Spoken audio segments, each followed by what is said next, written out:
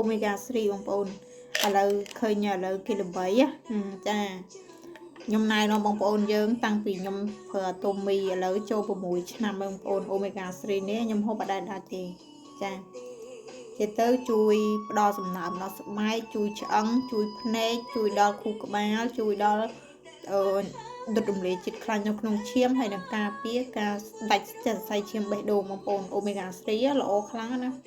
ព្រោះវាជាប្រភេទខ្លាញ់ត្រីដែលក្នុងខ្លួនរបស់យើងចម្រាញ់អត់បានទេផលិតអត់បានទេចាហើយគេឲ្យយើងហូបត្រីឲ្យបានច្រើនប៉ុន្តែត្រីខ្លះអត់មាន omega 3ទេត្រីដែលមាន omega 3ខ្លាញ់ល្អមានសាល់មុនចាត្រីសាល់មុនណាហើយដូចជាខូតទឹកងចានិយាយបងប្អូនចង់ញ៉ាំអាចកំងបានល្អខ្លាំងជួយពជាភាពចាស់ទៀតហើយសម្រាប់ស្ត្រីពេលមករដូវល្អមកឈាមដើរស្រួលហើយអត់ធ្វើទុកទេ